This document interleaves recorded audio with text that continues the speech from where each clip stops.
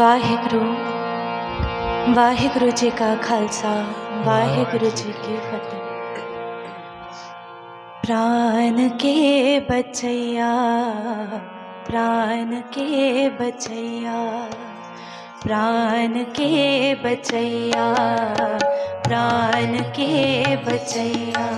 दूध पूत के देवैया दूध पूत के देवैया रोग सोग के मिटैया के दो मानी महामान हो प्राण के बचैया प्राण के बचैया दूध पूत के देवैया दूध पूत के देवैया रोग सोग के मिटैया रोग सोग के मिटैया कि दो मानी महामान हो प्राण के बचैया प्राण के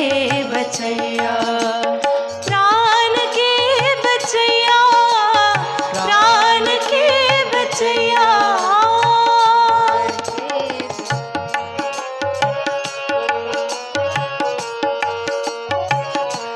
निर्जुर निरूप होके सुंदर स्वरूप हो निर्जुर निरूप होके सुंदर स्वरूप हो निर्जुर निरूप होके सुंदर स्वरूप होके उपन के पूप होके दाता महादान हो उपन के पूप होके दाता महादान हो के पूपन के पूप होके दाता महादान हो पूपन के पूप होके दाता महादान हो प्राण के बचैया प्राण के बचैया प्राण के बचैया प्राण के बचैया दूध पूत के देवैया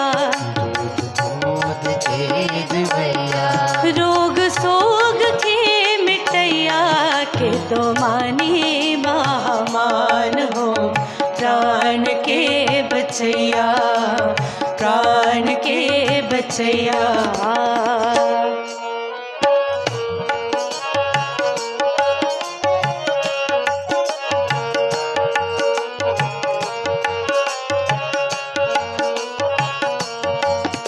विद्या के विचार होके अद्वैत अवतार हो विद्या के विचार होके अद्वैत अवतार हो विद्या के विचार होके अद्वैत अवतार होके सिद्धता की सूरत होके शुद्धता की शान हो सिद्धता की सूरत होके शुद्धता की शान हो कि सिद्धता की सूरत होके शुद्धता की शान हो सिद्धता की सूरत होके शुद्धता की शान हो प्राण के बचैया प्राण के बचैया प्राण के बचैया प्राण के बचैया दूध पूत के देवैया दूध पूत के देवैया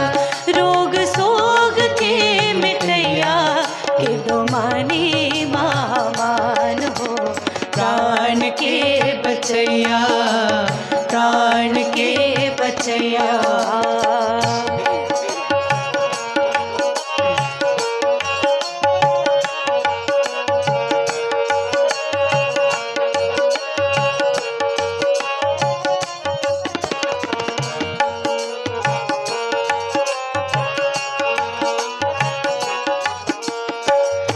जो बन के जाल होके काल होके काल हो जो बन के जाल होके काल होके काल हो जो बन के जाल होके काल होके काल होके शतरंग के सोल हो के मित्रन के प्राण हो। शतरंग के सोल हो के मित्रन के प्राण हो। के शतरंग के सोल हो के मित्रन के प्राण हो। शतरंग के सोल हो मित्रन के प्राण हो। प्राण के बचैया, प्राण के बचैया, दूध पूत के देवैया, दूध पूत के देवैया, रोग सोग के मिटैया, रोग सोग के मिटैया, के तो मानी मान हो। प्राण के बचैया, प्राण के बचैया, प्राण के बचैया, प्राण के बचैया, दूध पूत के देवैया, दूध पूत के देवैया, रोग सोग के मिटैया, रोग सोग के मिटैया, के तो मानी मान हो। प्राण के बचैया, प्राण के बचैया, प्राण के बचैया, प्राण के बचैया।